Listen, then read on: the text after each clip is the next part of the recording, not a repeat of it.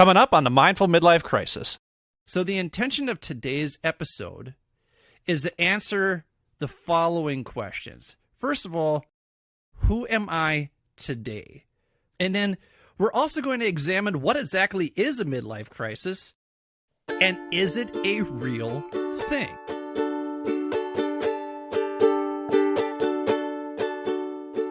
Welcome to the Mindful Midlife Crisis, a podcast for people navigating the complexities and possibilities of life's second half. Join your hosts, Billy and Brian, a couple of average dudes who will serve as your armchair life coaches as we share our life experiences, both the good and the bad, in an effort to help us all better understand how we can enjoy and make the most of the life we have left to live in a more meaningful way. Take a deep breath, embrace the present, and journey with us through the Mindful Midlife Crisis.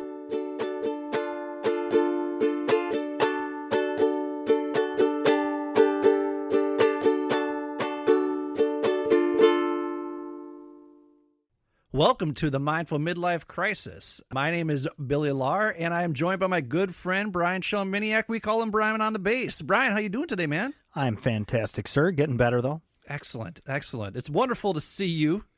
Likewise, man. Yeah, I look forward to this moment each and every single week. We should set it up a little bit. We should tell them exactly what we do. So Friday evenings are our traditional podcast recording days. So Bill and I go through a full day of work on Friday and just look forward to that end of day blowing off steam for you guys, actually.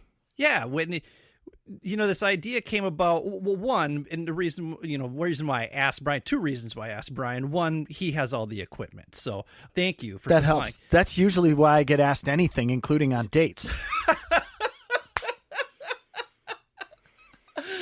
Oh, well, I know we aren't even 4 minutes in, and I throw a dick joke out. I know. Brian is laying cable everywhere he can. Oh, absolutely, absolutely. The other reason why I asked him is because he's just a good guy. I mean, right off the bat, we're already laughing, we're already having a good time, and I feel like the one thing, do you know that we have known each other for 10 years? Isn't that amazing when you sit down and think about the people in your life and how long you've known them, and it just goes by so fast. It does. I was thinking about this and like, when did we meet? So the story behind how you and I got to know each other is Brian is in every band in the Twin Cities area in Minnesota. It's pretty close, yeah. He plays bass in multiple bands, and if he's not playing bass, he's running sound for bands. He's doing lights. He's doing something for all of the bands in the Twin Cities area in Minnesota. So if you're wondering why we sound like this, it's because we're from Minnesota. But 10 years ago, we were at this place in Serums, right? Yeah, Serums in Anoka. Mm-hmm. And Brian is in this band called Space Needle, and they, weirdly enough, are a Duran Duran tribute band. I don't know why they call themselves Space Needle, but no, they are actually a 90s tribute band. And so they play all music from that grunge era. So your Pearl Jams and your Soundgardens and your Alice in Chains and your Nirvanas and all the great 90s hard rock songs that you love. And that's my era. I am a diehard Pearl Jam fan. I've seen Pearl Jam 49 times in 9 different countries. So I really like that era. And when I had an opportunity to see their band, I was rocking out to Even Flow. And during the set break, Brian came up to me and he's like, dude, you really love this music, don't you? And I'm like, yeah. So we just kind of bonded over that. And I went and saw his other bands. And then the guys that are in that band are in other bands too. So my local music scene just grew exponentially. And it's really kind of made my life that much better. So thank you very much, Brian, for giving me that gift of music. Well, you're welcome, Bill. And I get to tell you now from an outside perspective what I thought of you. So I'm on stage, and I try to make a conscious effort when I'm on the stage of engaging with the audience. So I, direct eye contact. They'll shout stuff, we'll shout back. And I saw you sitting back there singing every word of every song. And I'm like, that guy is a good time. I'm going to talk to him. And you know what? I was not disappointed, because you honestly, everybody knows you and just thinks you're a great guy too. So that's kudos to you, brother. That's awfully swell of you to say, and I really appreciate that. Our energy just vibes, and no doubt. I feel like we have a great chemistry. There will be no cable laying here, though. We don't not that kind of chemistry. Not that kind of chemistry, but when I approached Brian and I said, dude, I've got this idea for a podcast, and I'd like for us, we're both in our 40s, different kind of experiences, though, in our 40s, and we'll talk about that a little bit later so you get to know why you should listen to us. But I said, I think we should have like a podcast where we talk about how people navigate the complexities and possibilities of life's second half through a variety of learning experiences. And he was like, yeah, that sounds great. Aren't you have a psychology degree along with? I do. Communications as well. Yeah. So the perfect person, the perfect partner here. And I've been working in education for over 20 years. So the two of us decided, let's put this together. We've got some stories to tell. We've got some experiences to share. And ultimately, we hope what we talk about allows you to reflect on your life and say, oh, I've had some of those same experiences. And maybe if you're not dealing with them as well as we have, you could pick up a couple tips. Absolutely. And it's not even to say that we've handled our situations well over the course of time. We have definitely made a number of mistakes, and I feel like we've developed strategies in our lives so that we can move forward from those mistakes. So we're starting in medias res. Any good story starts in medias res. Think about all the wonderful epics that you are familiar with. Take Star Wars. That is the quintessential epic story. It starts in episode 4. It starts in medias res. And so I want you to imagine that Star Wars opening crawl. It's just legendary. And I want you to imagine that the words that are scrolling up through the screen are a 90-second summary of your life. What would it say? What would that scroll say? So the intention of today's episode is to answer the following questions. First of all, who am I today? So Brian and I are gonna answer the question, who are we? And then we're also going to examine what exactly is a midlife crisis, and is it a real thing? Those are the keys here to start off. So Brian, we did a little exercise because as an educator, I like to give some homework, right? I like to make sure that we're ready and prepared for things. So I asked you a simple question, who are you?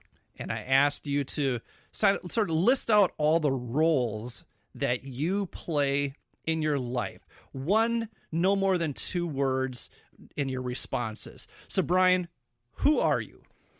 I'm a father, a husband, a son, a brother, a musician, an exercise enthusiast, a scientist, an engineer, an electrician, a president, a friend, and I'm fiercely independent. Excellent. Thank you very much. I asked myself that question, who am I? I wrote down brother, son, educator, teacher, bachelor, paddleboarder, Pearl Jam fanatic, overthinker, baseball fan, bucket lister, spaz, music junkie, uncle, personal trainer, and meditator. And so the next thing that I asked you was I wanted you to choose 3 that you felt were the most important to you in terms of moving forward into the next decade of your life. And what did you say? I said being a father was the most important. I have 3 little kids and under the age of 10. And being a good role model to them and support system for them is paramount of my existence currently. Here's a question. So remind me, how old are you? 47. 47.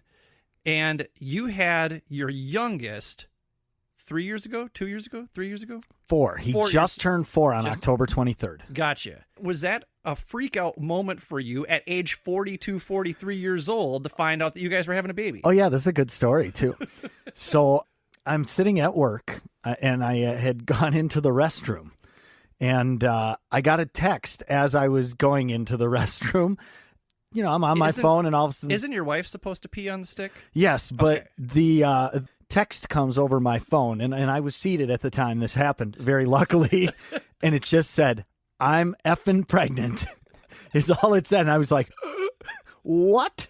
So I find out it was like 10 o'clock in the morning on a just regular work day, and she texted me. I was like, oh my gosh, I can't. We had always talked about having other children, but you know how it is. It's not like, all right, that last one, we're going to get it in right now. It was completely accidental. We were doing just fine with 2, and all of a sudden, it just happened.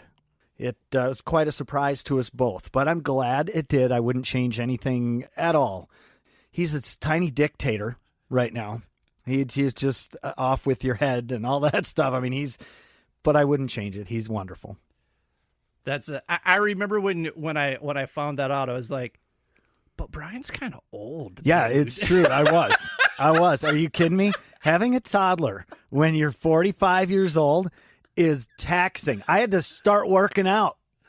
That's one of the main reasons I started working out again, is because I didn't have the energy to keep up with this kid. Then you think about it happens for a reason. So you're in great shape now. You look good. You're probably healthier. And here it was that little accident led to this. happy. Yeah, it really was. I'm quite happy. Yeah, that's awesome. You also put down husband. Talk about husband. Well, yeah, of course. Being a good husband to my wife is very important because she is a wonderful wife to me. So we have just a great relationship, and that's a lot of reasons. But we're very open and honest with each other, and it's really great. You two really complement each other well. It's true. When we talk about like ideal partners, you and Kathleen are just ideal partners. You guys are really amazing. I really enjoy seeing your dynamic and when you're with the kids, because you have 3 boys, and the stories that you tell all make me laugh because they just sound like Sharknadoes in your home. And the 2 of you parent with love and a smile, but I know that you're frustrated. But at the same time, you really just take it all in stride, and it's really just wild to watch how positive you guys are as you parent these 3 Sharknadoes swirling in your home. It is. Let me just give you an idea of how a typical day is. So this is how you know. When you have 3 boys, there's constant noise, first off. If it's quiet, you got to ask questions because something's going on if it's quiet. That's how you know. And then the second thing is, if it is loud and they're fighting and things get slammed and things get broken and you hear these noises, like I can be sitting in the basement and the kids are 2 floors above me and I'll hear slam and the entire house shakes. But you don't react. You wait. Is anybody crying? Nope, nobody's crying. I'm good. So that's the key to parenting right there. You don't want a helicopter parent. There's a good balance there. So you don't run for every noise. But if there's crying, you usually got to go investigate. There's a tip for you for when you have children. No. You notice that I don't have parent on there, or like that's I have bachelor, and I very much am looking forward to maintaining that lifestyle. Maybe not necessarily a bachelor, but I would very much okay with never ever having children. Well, you have a lot of children, though. I do have a lot of children that I work with at a high school. I work at a very large high school, and they all keep me on my toes in many, many ways. Do you think that job, that line of work, satisfies your need for, because everybody to a point probably has a need to parent or guide or, help. Do you think that fills the void for you? I like the mentor aspect of it. Without the diaper changing. Without the diaper changing. That's why I work at a high school. That's great. And I like that I can say, now go home. And that's I wish sometimes I could do that too, Bill. And you might think that, that I'm selfish for kinda. Yeah. I'm gonna admit it. I'm gonna admit, that's a little selfish of me, but that's just how I feel. I'll tell you that I wanted to have kids, And then when I turned 35, I dated a woman who really changed the way that I saw life in terms of I had this cookie cutter image. I wanted to live in the suburbs. I wanted to have a house. I wanted to have the picket fence with the kids. That's how I wanted to live my life. And she was like, that's not the only way you can adult. And I was like, what? And then I started examining, what is it that I really enjoy doing? And am I willing to sacrifice these things that I want to do in order to be a parent? And I realized that maybe I don't. And parents tell me all the time that being a parent is the most rewarding thing in the world, and more power to you.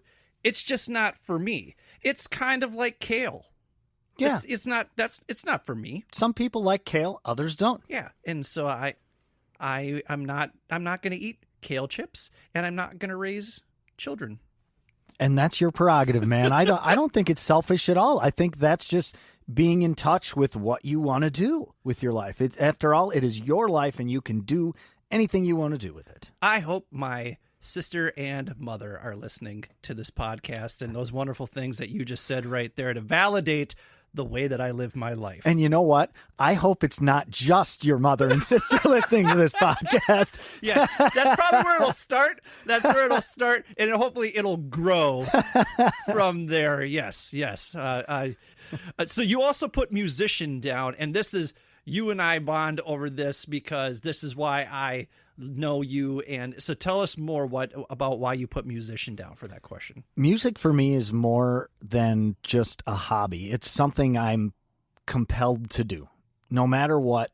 And whether I'm playing for 20,000 people or by myself, I derive the same enjoyment out of it. You know what I mean? To me, it really is about performing music to the best of your ability and servicing the art. You know what I mean? That's fun to me, just having a creative outlet and learning to adapt and play with other musicians is a really interesting skill too. And that listening that constantly has to happen when you're, it really is a great exercise for your brain if you're doing it right, because it's not only the physical playing in your part, but fitting into everything that's going on around you is super important. So it's a very a complex and different problem every time you approach it, which to me is really fun because I enjoy tackling things and doing and solving. And you enjoy playing on stage, like just having been at so many of your shows, and you play in a variety of bands too. So I've seen you with two of them. I've seen you with Space Needle, which is a 90s tribute, but then you played with a band called the Brute Squad, who played, I call it classic rock and soul, because it's not necessarily rock and roll. Like, you guys play some really soulful songs. Our good friend Matt has got that really true soulful sound in his voice, but we will never tell him that. No, don't do that. Do not do that. He does not need his ego to get any larger.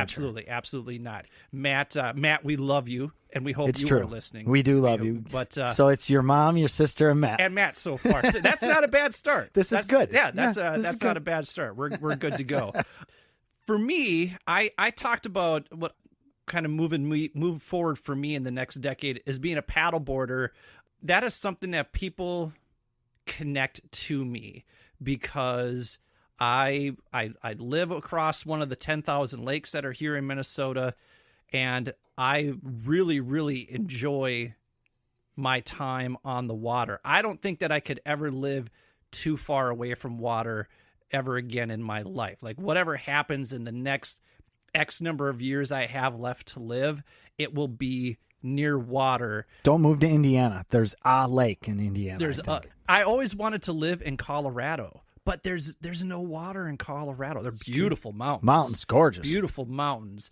But I would need to be near water, because for me, paddleboarding is part of a passion of mine that someday I hope takes me to every continent and every ocean. What is it about paddleboarding what is the draw for you exactly? What need does it satisfy?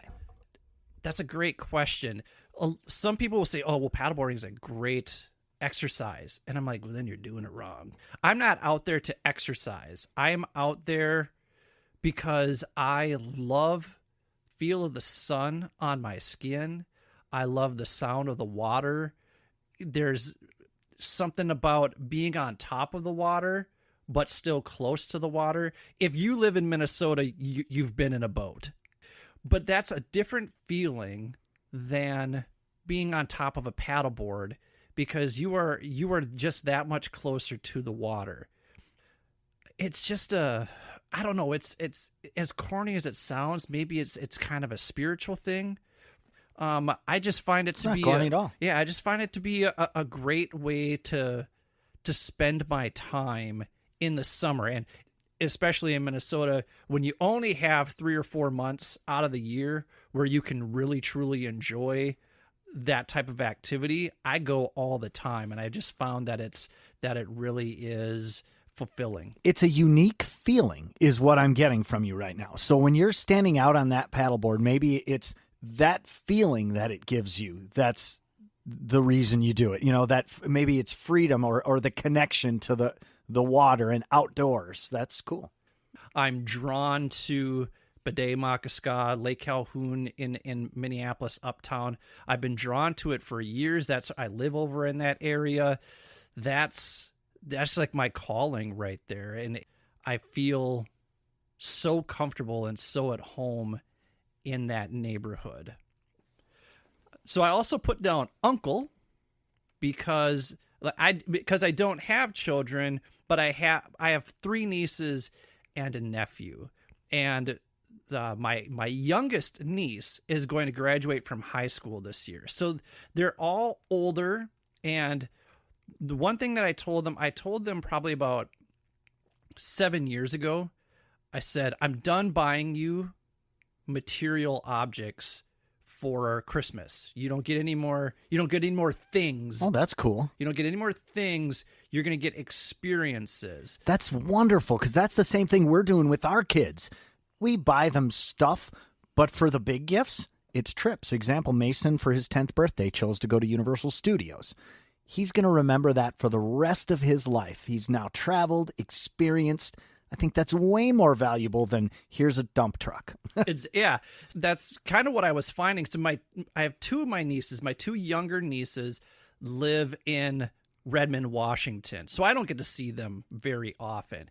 And for a long time, I would just get them gift certificates because I didn't know what to get them, or I would buy them something from Amazon, but they would never spend the gift certificate money. So I would get them like a gift certificate for the following year, and they're like, oh, I still have the one from last year. And I said, okay, you're done. You don't get anything. Instead, I'm going to take all the money that I would have given you for Christmas, and I'm going to put it towards your high school graduation gift. So whatever my niece and nephew who live in Minnesota, what they got, I'm doubling what my nieces in Washington are getting, because they didn't get to have any of the experiences that my niece and nephew here got to have. My nephew particularly is very much into theater, and so we've gone to the Guthrie a few times. We went and saw Romeo and Juliet and A Christmas Carol. I took them to the Nutcracker, and then we always go somewhere fancy for dinner because they love that. And having grown up in small town Minnesota, we ate steak and potatoes every day growing up, and they did too, because that's just what you do in rural Minnesota. And the hot dish, of course. Absolutely. And so when they come down here, we go out for some adventurous food. Or what would be adventurous for West Central Minnesotans? So we're not eating like urchin, sea urchin or frog legs or anything like that. But sushi, we'll take them out for sushi, or we'll take them to Chino Latino, rest in peace, which closed down unfortunately. But just places like that have a fun vibe, a cool experience. That's what I wanted them to have in their life. That is such a better approach than material things, in my opinion, because rarely do people get more well-rounded by obtaining stuff. You know what I mean? Agreed. And so I've actually been trying to be more minimalist in my own place. And, Me too. And I could as far as clothes, I went clothes shopping.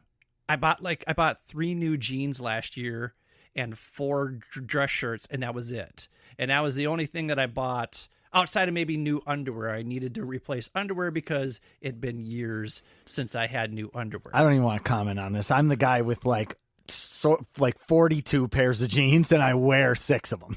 You know what I mean? Yeah, I'm like, you know what? I was reminded, I think the reason why I started doing this is I read something about like Steve Jobs and Mark Zuckerberg. They always wear the same thing because then it's one less decision that they need to make. And you can put that brain power towards something else. Yeah, and I very much suffer from paralysis by analysis. So I just have my dress shirts lined up, and there's my Monday, Tuesday, Wednesday, Thursday, Friday shirt, and I'm just going to pick these jeans that go with that shirt, and boom, it's one less decision that I need to make in the morning. Okay, I do that too. I'm a lay your clothes out before you get ready. So in the evening, I get home, I take out my workout clothes out of my bag, I put new workout clothes in my bag, I do get all my work clothes prepared for the next day, and I go set them in the bathroom right where I need them so I can wake up, walk into the shower, get that water flowing on me, and then wake up. I think part of that is self-care, right? Oh, yeah. It's self-care. And so that's why for the other one, for me, I put down personal trainer / meditator, because to me, I think the two of them work together because I value both physical and emotional health. Yes, we have to work out our muscles, but we have to work out our brain as well. And my hope is that somewhere down the line, I'm able to grow my skill set as a personal trainer and maybe even do some mindfulness work with people so that I have a way of making some passive income so I never have to teach summer school again. But also, I'd like, when I retire, I would like to do something other than teach. At a high school. I'd like to do something other than work at a high school. I don't want to have to sub. I want to get into the physical and mental wellness as you want to be a guru. You know, someday. Yeah. Someday. Not a creeper like Bikram. No, a good guru. Yeah. Yeah. Not in a creepy way, but not in a drink good the way. Kool-Aid kind of guru. Right. But right. I'm glad I followed this guru type. I'd be okay if we were on an island. Okay. All right. You know, I'd be okay if we were on an island. It doesn't have to be just us. There can be other civilizations there. Just as long as you're not hunting people for sport on that island. Right. Maybe. Oh, that'd be kind of sweet, though. It'd be pretty fun, actually, now that I say. But anyway, we can figure that out later. We digress. Yeah, right. So we asked each other this other question, too. So just so that we could kind of get to know each other even a little bit deeper as we took a look at these roles that we fulfill in our life. I asked Brian, which one from my list do you want to learn more about? And you said... bucket lister. Yeah. So as people will come, the more and more people listen, you will find out that I'm actually neurotic and meticulous and persistent in the way that I pursue goals. And I like to list things out. I like the fact that I work in education because bells tell me when to go and do something. And when I go on vacation, I actually list out the itinerary. I went to Europe for a month a couple years ago, and hour by hour, I knew what I was doing because I do not wait in lines. That does not happen. I do not wait in a line. I am prepared. I have things purchased in advance so that we can walk right up and do what we got to do because time is of the essence. So as a bucket lister, I have a list of places that I want to visit. I chalked off 2 big bucket list items in the past 3 years. One was I wanted to see every single Major League Baseball stadium, which I have done, except now they opened Globe Life in Arlington, Texas. So now I have a new list, right? Unfortunately, I couldn't go to that due to COVID, but so it goes. It'll happen someday. Yeah. I mean, it'll happen someday. And it'll happen very, very soon because I don't like the fact that that stadium exists and I haven't been there. So I want to get back to it. I could see that. Oh, so let me touch on this bucket lister idea one second here. because now that I listen to how you execute your plans, it generated an interesting question. Do you think you derive more enjoyment from doing the actual thing, or is your enjoyment coming more from the planning and thinking and advance of all this stuff? What an excellent question that nobody has ever asked me before. Man, It is tough because I'm going through the same thing right now with my bus. Because I'm having a really good time planning the stuff, and then when I'm actually doing it, I'm getting twice the enjoyment, you know? I think it's kind of 50-50. It has to be almost, right? Yeah, for me it definitely is. Like, I get such a kick out of the planning stage. I love it. And actually, even like when I lesson plan, there is something exhilarating about finding and researching the material and then synthesizing it into what my lesson plan is going to be. I always equate teachers to rappers because teachers don't have anything original except what the words that are kind of coming out of their mouth, but they're taking presentations and they're taking information and they're sharing it. I mean, the curriculum, they have it there and then they teach it. Just like rappers, a lot of times they're sampling stuff and then they're taking those samples and they're turning it into their lyrics and turning it into their music. So teachers and rappers are really one and the same. And so there is something very exhilarating about when a plan comes together. It's very A-team. When a plan comes together, right? That's fun.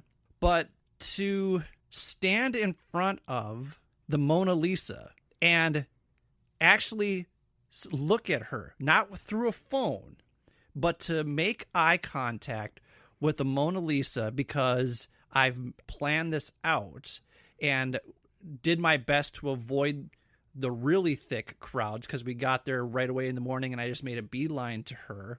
But then it was important for me not to just snap a picture and leave. It was important for me to engage with her. And as weird as that may sound, to engage with a painting, yeah, she and I felt, had a moment as we're trying to figure out what that smile is on her face all about. So yes, that was a great question. The other bucket list item that I was able to chalk off is I've paddleboarded in all 5 Great Lakes. So that was, and now I want to paddleboard in all of the oceans, and I want to paddleboard off the coast of every continent. I paddleboarded off the coast of Florida, and so I've been in the Atlantic Ocean. But then I take a look at, okay, if I'm going to paddleboard in the Arctic Ocean, how am I getting to Antarctica? That's a fun journey. That's an insane journey. That it does sound like fun and in it's a crazy kind of way. Yeah, and you have to like take a ferry from, not a ferry, but like a big ass boat from the tip of South America, in order to get to Antarctica. And the thought of paddleboarding next to a glacier is so exhilarating to me. Wow. That's why I need a bucket list, because if I didn't, I need to have something to look forward to. And so that's why I like Fridays. I look forward to Fridays because we get to work together and we get to record this podcast. I need to have something to look forward to. You know what? You touch on a really great larger point there. Whether your pursuits are large or small, setting small goals and large goals for yourself are important. And then exactly having something to look forward to improves your disposition on its face. Having something, I know, because I feel that way about shows, about the podcast, about now the bus, you know what I mean? And when you have stuff like that, it really does enrich your life, and almost it gives you purpose in little ways. Not, you have your large purpose, which is husband, father, all the stuff you were talking about. But then having these pursuits, which you're setting small goals and large goals, also it does improve your disposition, I believe. And when it's interesting, when if we go back and look at this list, right? Those large roles that we talked about, those are like the first 3 things that we that we identified, like brother, son, educator, father, husband, son. Those are our larger roles. But then we kind of get down to like music junkie, personal trainer, meditator, electrician, president, engineer. Those are some of the fulfilling, you know what I mean? Like that's obviously, yes, being a brother, being a husband, those are roles are fulfilling. But when we talk about like what sets us apart and what makes us who we are, it's those roles that we get to down at the bottom. So one of these roles that you have listed is scientist. And this, I did not know this about you. And then we talked, before we started recording, we started talking about this. And then you were saying some things that made my head explode. So tell me about being a scientist. I've always, throughout my life, had this nagging feeling that there has to be some, what is life? The big question, okay? What is life, and how do I find out what that is? I just want to study science and find out what the leading minds in science believe that all of this is. So I've studied a lot of quantum mechanics, a lot of different theories in quantum mechanics, theoretical physics, astrophysics, stuff like that. The history of the universe, whether the universe is, what happened before the Big Bang, all that kind of stuff. And there are some really, really fascinating things that happen that scientists know for certain. For example, I'll throw one small example out that, well, it won't make your head explode, but it's tantalizing for sure. There was an experiment called the Kobe experiment. It was a survey of the cosmic background radiation in the universe, everywhere, the entire thing. The scientists got together and said, let's put up some satellites and let's map the entire background radiation of the universe because it should give us clues to the Big Bang. Well, one of the things they found when they did this, that there are these immense cold spots in the universe. And one of the probable explanations for these cold spots is that our universe, at some point in the history of the universe, collided with another universe. And it's very probable that that's what happened. They say this evidence of these giant vacuous holes in the cosmic microwave background radiation could very well be that at some point when it was being generated and expanding and going through inflation, possibly, there's a period of the history of the universe called the inflationary period, collided with another universe, and that's what yielded these holes, these cold spots in the universe. That is holy shit. I'm speechless because your grasp of that is one so profound, and you speak about it so articulately that I'm lost for words. How does one like get this into it? So you just start reading. I mean, that's all you can do. There are some really good introductory books that you can get into the theories without getting into the math. I've gotten into the math. I have to learn a lot yet. There's a lot I don't know, but I'm adequate when it comes to some of the equations. I understand them, but I need a much better grasp of calculus than I have, which is another undertaking that's on my bucket list. I'm like, all right, I should probably really get, there's a few other types of math that I need to learn. Another thing which I've been tossing around, I think math as we know it is wrong, and I have another theory to reinvent it, actually.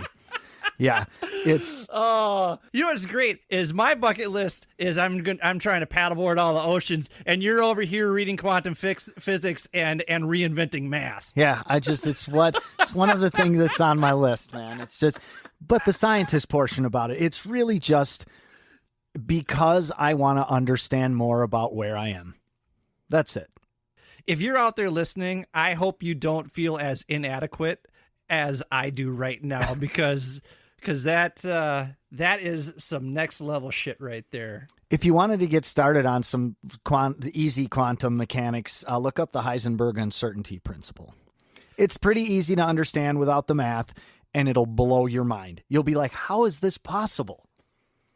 And if you want something easier, take 1 minute to write down all of the roles that you play in your life and the 3 that are the most important to you moving forward in the next decade of your life. And we're going to take a little break to further discuss quantum physics and we'll be right back. This has been the Mindful Midlife Crisis with Brian and Billy. Thank you for listening to the Mindful Midlife Crisis. If you're enjoying what you've heard so far, please do us a favor and hit the subscribe button. Also, giving our show a quick 5-star review with a few kind words helps us on our quest to reach the top of the podcast charts. Finally, since you can't make a mixtape for your friends and loved ones like you used to do, share this podcast with them instead. We hope our experiences resonate with others and inspire people to live their best lives. Thanks again. And now, let's take a minute to be present with our breath. If you're listening somewhere safe and quiet, close your eyes and slowly inhale for 4, 3, 2, 1. Hold for 7, 6, 5, 4, 3, 2, 1. Slowly exhale for 8, 7, 6, 5, 4, 3, 2, 1. Let's do that one more time. Inhale for 4, 3, 2, 1. Hold for 7, 6, 5, 4, 3, 2, 1. Slowly exhale for 8, 7, 6, 5, 4, 3, 2, 1. Go ahead and open your eyes. You feel better? We certainly hope so. And now, back to the show. All right, welcome back to the Mindful Midlife Crisis. Let's talk about what a midlife crisis is and what maybe some of the research says. Hey, Bill. Yeah. What's a midlife crisis? Thank you for asking. Yeah. Brian and I did a little bit of research and read a few articles. We looked at Wikipedia. Fuck you. All right. There's that we're just gathering some easy information. We are not experts in any way, shape, or form. Not at all. We're just kind of two average bros having this conversation, guys who are in our 40s, and we're at that stage right now where people go through what's deemed a midlife crisis. So let's talk about it a little bit. It's actually a term that was coined by Elliot James in 1965. This is all from Wikipedia, so I'm just sharing this information. So here's kind of a definition for you, a clinical definition, if you will. A midlife crisis is a psychological crisis brought about by events that highlight a person's growing age, inevitable mortality, and possible lack of accomplishments in life. And it could be caused by changes or problems or regrets over work or your career or your lack thereof. Generally, that affects men more than women because stereotypically men are seen as the breadwinners. And so their masculinity is often challenged if they are not in a career or are not moving forward in their work. One thing that you're going to see a lot of as we talk about midlife crises is toxic masculinity. That's going to be a theme that pops up over and over and over again as we talk about this more and more. Relationships or lack thereof can cause a midlife crisis. The maturation of your children or the lack thereof. Becoming empty nesters, or even having that sandwich between caring for your children and then having to care for your parents as they get older and their time is running out. Physical changes associated with aging. Brian, how'd you feel when you got up this morning? Were you a little creaky? Always. Yeah, man. Sometimes it's just a little bit harder to oil the old joints and get out of bed like it was back in the day. It's the healing that I usually notice. Your body just doesn't heal as fast as you'd like it to. When you get cut, when you're a kid, that cut lasts for a day and a half and you're good as new. When you're an adult and you get a cut like that, it's like a week and a half. And then finally, just coming to grips with one's own mortality, which I'll tell you that I very much still have freak out moments when I think about a world in which I do not exist. I struggle with FOMO, fear of missing out. And so when I think about a world in which I do not exist, that freaks me out. And I have panic attacks when I think about that. So I absolutely can relate to that. So when people are having their midlife crisis, they might feel a wide array of emotions. So they might feel a deep sense of remorse for goals that have not been accomplished, or maybe they feel remorse or they feel guilt about missed opportunities. There's a fear of humiliation among more successful peers. We compare ourselves to others, and the grass is always greener on the other side. So then we say, gosh, I'm not as successful as Brian. And then I start to have this self-doubt and what have I done with my life? Longing to achieve a feeling of youthfulness. I think about this when I look back, especially on my own dad. He will talk about how in his youth, like that he felt like maybe he didn't get to do the things that he wanted to do. And so when I would see him when he was 40, 50 years old, he was kind of in a frat boy mindset. My dad is Rodney Dangerfield in every movie. So you think about the movie Back to School, that is my dad. That is my dad right there. He loves being around young women. He loves being the center of attention, the life of the party. He's quick with a joke. He'll tell you, oh, maybe you could help me straighten out my Longfellow later. That's my dad to a T. Yep. A need to spend more time alone or with only certain peers. I feel this way now. I have become far more introverted as I've gotten older. Maybe it's not that I've become introverted, but my list of people I want to hang out with is based more on quality than quantity. Oh, well, that happens to everybody, I think, as you age. I mean, that's darn near universal, I would say.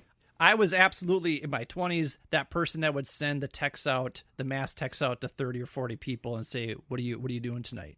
Now, like after we're done, it's Friday night and it's 5:44 in the PM. And when we're done with this, I got 2 episodes of The Mandalorian that I'm going to watch by myself. Yes. Very nice. So yeah, I get my quality time with Brian on Friday nights, and then I'm just going to call it a night.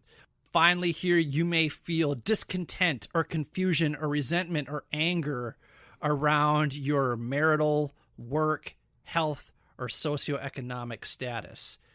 And you may have ambition to right the missteps you feel that you took earlier in your life. That is something that I struggle with greatly. And that alone is its own episode that we will touch on. But for me, as I reflect on being hyper aware now of being a straight white American male and the privileges that come along with that, what are some of the missteps that I took earlier in my life? And I beat myself up for those kind of things. And I'm wanting to do the right thing. Like I said, that's an episode all in of itself, but it also just kind of show you how my brain works. So 2 people named Blanchflower and Oswald, they did a little bit of research on midlife crises, and they found that men between the ages of 40 and 55 report feeling less satisfied than those between the ages of 30 and 39 and 57 and older. So there is a happiness curve. They reported feeling less happy between the ages of 40 and 55. But here's what's interesting about that, according to Freund and Ritter, who also have Freund and Ritter, who have also studied midlife crises. Their studies indicated that older adults between the ages of 64 and 85 reported that middle adulthood was their preferred phase in life. It kind of just goes to show that when they look back on their life, they're like, no, I think right at my 40s and 50s was when I was the most satisfied and content with my life. Well, it's interesting, though. Perspective definitely has a lot to do with all of that. You know what I mean? When you're involved and fully embroiled in what you're going through, it's very difficult to see it for what it really is. You know what I mean? So that's why I think you're seeing that type of thing happen. Obviously, when you're in your 40s, you're like, this is turmoil. This is crazy. But you get a little older and you're like, that wasn't so bad. I got through it. They do talk about how it's difficult to see the forest through the trees, and that we're not really going through a midlife crisis, that it's not a crisis that happens to everybody once they hit 40s and 50s. You're just going through a crisis like you would when you were 15 and you had pimples, or when you were going through 20 and you were in college, or when you were 28 or when you were 35. You're always going through a crisis. It's expected that you would have a crisis when you are in your 40s and 50s as well. So that's kind of part of it that I've been looking at as well. Oftentimes a midlife crisis is seen as a disconnect between the goals set in early 20s and the reality of things as they currently are once we hit our 40s and 50s. Now, I'll tell you that, as I mentioned before, the things that I wanted in my 20s, a family and the house in the suburbs, those are things that I don't want anymore. So I feel like my goals have shifted based on how my values and belief system has shifted over time as well. And I think that's a very positive development, honestly. If you're able to reassess at any time and set new goals, that's healthy. Yeah, and in this article from Joshua Krish, it's called "You're Not Having a Midlife Crisis, but Here's the Science Anyway." Freud says that one thing that might trigger a midlife crisis is that you realize that more and more doors have closed. And it's just a matter of, are we okay with that? How okay are we with the doors that have closed, with the opportunities that are past? Are we living in regret? I think regret gets a bad reputation. I think it's okay to feel regret. It's not okay to linger and fester on regret. It's okay. Listen, I have regrets. There are things that I absolutely wish that I would have done or that I wish I wouldn't have done. That's how you learn. People don't learn things if they're comfortable. I mean, if you don't take those lessons to heart, you're going to stagnate and probably continue to be unhappy. I think, you're right. It's okay to feel those things, but it's not okay to feel them continuously. That's when you'd say, okay, maybe this is not normal. Do I regret not getting Melody's number at the Dead Walleye show, at the Halloween show in Austin, Minnesota, years and years and years ago? Apparently you do. Absolutely, I do. Absolutely, I do. But I've moved on, and I don't let that thought linger as long as I used to. Melody, call me. Maybe she'll hear this. That'd be great. Bill. So that'd be our fourth listener. We've got 4 listeners. Yes. We just increased our audience by 25%. We're growing here. We're growing. But maybe we should probably also get your wife in on it as well. That would help. There's another one. Yep. There we go. So we're good. So far we got 5. I feel like every 10 minutes we pick up a new imaginary listener. If we could just keep doing that, we'll have a lot of imaginary listeners eventually. I feel like, they talk about the Rogan effect, like when your followers just boost. Yeah. I feel like that's what's happening here. It is. There's got to be some science behind how popular we are now in our own minds. And you know who else is in his 40s or 50s? Who? Joe Rogan. You're right. So listen, I feel like we're already almost on par with the Joe Rogan podcast. Maybe we could have him on one day. That would be that, and then he would get the Brian and Billy effect. He would, which I don't know if he wants right now. So this is actually a wonderful transition to expectations versus reality right here. we knew that, of course. We're professionals. Absolutely. So Freud and Ritter again, they talked about there are middle-aged people who sit down for the first time and think back to their goals at age 18 and they say, shoot, I didn't achieve that. And like, as we talked about with regret, not lingering on those things. And instead, we combat the midlife crisis through goal setting. And what we need to do is, first of all, take stock in our accomplishments. And in a way, we had you do that before the break by asking you to list out your roles. Those are all accomplishments. Those are all things that that you've done in your life. And you should be proud of those things that you've done. And then if there are things that you have not done yet, then you add them to your goals. Regularly updating your goals throughout your life, fine-tuning them as you age, is what Freud recommends. And so Brian has a little homework assignment for you. Just set a couple of goals. Set a goal for this week. I do this constantly. I do it when I'm working or in my personal life. I'll sit down. Typically for me, it's on Friday. Let's say work, for example. And I'll jot down everything I need to do, my list of stuff I need to accomplish. And then I'll start another list that is things I want to accomplish. You guys should do that this week. Just try it for a week. Lay out on Friday what you plan to do on Monday through Friday of the following week. And then also maybe set a long-term goal.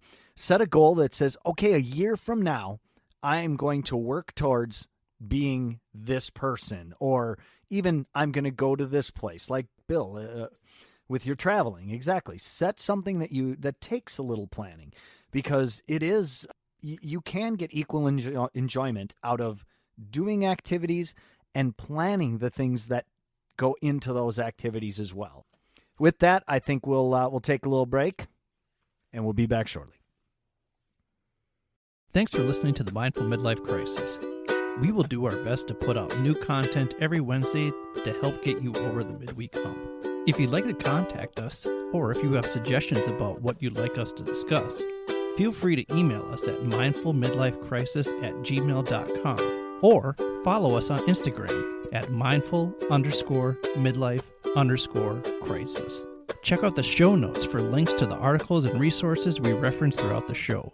Oh, and don't forget to show yourself some love every now and then, too. And now, back to the show.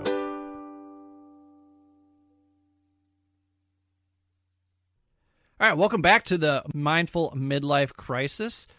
Brian, I'm going to ask you some questions. All right. Here, All right. I'm ready. I'm preparing myself for questions. Buckle up. And I'm ready. All right. On a scale of 1 to 6, where 6 means you completely agree, 5 means you mostly agree, 4 means you somewhat agree, 3 means you somewhat disagree, 2 means you mostly disagree, and 1 means you completely disagree, rate how you would answer these questions. Number 1, I feel a deep sense of remorse for goals that have not been accomplished. 2, I feel a fear of humiliation among more successful peers. 1, I feel longing to achieve a feeling of youthfulness. 4 maybe. I feel a need to spend more time alone or with only certain peers. I'd say 5. I mostly agree with that. Okay. I feel a heightened sense of my sexuality or lack thereof it. 2. I feel discontent, confusion, resentment, or anger around my marital, work, health, or socioeconomic status. 2. I feel ambition to right the missteps I feel I have taken earlier in my life. Also 2. All right. You mostly disagree with a lot of these emotions that people experience while going through a midlife crisis. Very interesting. Here you go. On a scale of 1 to 6, where 6 means completely satisfied, 5 means mostly satisfied, 4 is somewhat satisfied, 3 is somewhat dissatisfied, 2 is mostly dissatisfied, and 1 is completely dissatisfied. Brian, on a scale of 1 to 6, how satisfied are you in your life? I'd say a 5. All right. Excellent. 2 more. Pretty much the same scoring, 1 through 6. Satisfied to dissatisfied. On a scale of 1 to 6, how much more or less satisfied are you with your current life than your life back in your 20s? Again, 5, I think. Yeah. And then how about back in your 30s? I'd also say a 5. I just keep getting, my wife and I were just talking about this, and she also started working out, and she dropped about 65 pounds. She looks amazing. She has all this energy, and we were looking at each other, and we're like, we look better now than we did when we met. and are frankly a lot healthier in every aspect of our relationship. So, for me, we're kind of hitting our stride right now, to tell you the truth. And so I'm glad that you bring that up, because your responses would beg the question, is the midlife crisis really a thing? For some, probably. Yeah. And I love this. So I was watching, one of my favorite YouTube shows is Hot Ones. You ever watch Hot Ones? Never. This sounds intriguing, though. Okay, so here's what it is. There's a guy named Sean Evans. He asks the greatest questions of all time. And what he does is he has like a celebrity, or sometimes it's kind of like a B or a C lister, right? But he's got his A listers on there too. And there are 10 wings, and each wing increases in Scoville spiciness. So that when you get to about the 6th or 7th wing, we're talking like 200,000 Scovilles or whatever. Like, so wait a minute, the Hot Ones, I'm getting the feeling that this contains no bikinis. No. I'm trying to think. Man. I'm trying to. The wings. We're back to your Scoville units. Okay. Yeah. So, but he asks these really in depth. People are like, "How do you know that? How did his research team must be amazing." So anyway, and he asks harder and harder questions, and you eat these wings, and it just deconstructs your answer, because you can't think about your answer. You're just being honest as you're trying to get the answer out in pain. It's really, really a great show. Wow. And one of our heroes is Henry Rollins. Of course. We went together to see Henry. So that was a big thrill for us to go see Henry do one of his spoken word tours. Quite amazing. If you've never seen Henry Rollins do his spoken word stuff, or even just in the case Billy and I saw him, he was telling just stories about his life and where he's been. And this guy has been everywhere. He was telling one story where he wound up freezing on a train in Siberia, and how he got there is just so amazing. But I'm not going to spoil it. You'll have to go see Henry's act, but he is just amazing, and how he relates to people in the world around him. It's so fascinating. The reason why I started watching Hot Ones is because Henry was a guest on there. Oh, there you go. And so that would be, there's your good introduction for it if you want it. He's a badass. But another person that was on there more recently is Matthew McConaughey. Oh yeah. And I used to just think Matthew McConaughey was kind of like just a bro. All right. Like and he actually has some depth to him. Oh, damn. Yeah, he does. And so he has kind of been on, I guess, this journey where he'll go into just these remote places and he'll journal. And I really applaud him for that, because to me that shows that he is someone who is wanting to be introspective. Mm-hmm. And there's a great quote from that Hot Ones episode where he says, "I've had thousands of crises in my life, and most of them never happened." So that, I think, begs the question again, is the midlife crisis really a thing, or are we just going through a crisis in this moment that could have happened at any point in time in our life? It's just happening now because of the circumstances. Now, Blanchflower and Oswald, in this Krish article that I mentioned earlier, the Krish article is called "You're Not Having a Midlife Crisis, but Here's the Science Anyway." They say, the midlife crisis is a real thing, because in their study, 1.3 million people from 51 countries reported feeling less satisfied with their lives around the ages of 40 to 55. And we mentioned that before. In an article by Lauren Vinipol called "The Good News and Bad News is that Your Midlife Crisis Isn't Real," the counterpoint to that is that the curve is U-shaped, so we get happier as we get older. And we've mentioned Freund and Ritter article, or research done. So in the Krish article, again, really what she's saying is there's no empirical evidence of a normative midlife crisis, meaning that it's not a fixed age where we will experience a crisis, right? And then another researcher by the name of Margie Latchman, who is is also mentioned in this Krish article. She's out of, is it Brandeis University? Okay. Brandeis. Brandeis University. Only 26% of the research participants in this midlife crisis research that they did, only 26% of those participants over the age of 40 reported having a midlife crisis. And in fact, most of them said that it was more about what was going on around them than it was about being middle-aged. All right. In another study that was cited in this Vinipol article, it was a 10-year study from the MacArthur Foundation. Fewer than 10% of people actually experience a midlife crisis. Now, Susan Whitburn, who's also mentioned in this Krish article, she's a professor out of the University of Massachusetts Amherst. She gives a definitive, there is no such thing as a midlife crisis. Quote, scientific research shows that most of us go through our middle years without so much as a blip on our psychological radar screens. Research data fail to reveal that there's something about the midlife years that leads people inevitably to emotional turmoil. Then my question is this: why the fuck do so many men between the ages of 45 and 65 commit suicide? That's what we're going to attempt to answer on the next episode of the Mindful Midlife Crisis. Thank you.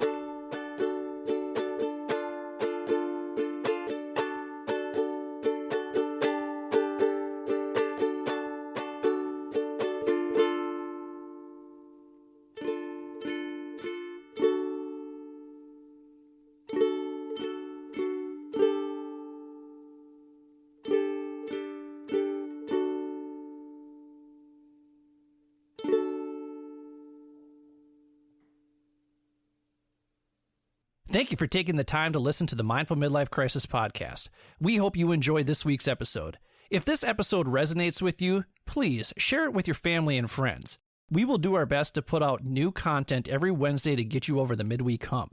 If you want episodes to be downloaded automatically to your phone each week, all you need to do is hit the checkmark, subscribe, like, or follow button, depending on what podcast format you're using. While you're at it, feel free to leave our show a quick 5-star review with a few kind words so more people like you can easily find our show.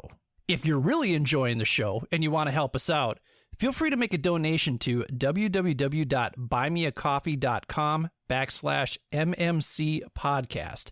That's www.buymeacoffee.com/MMC podcast.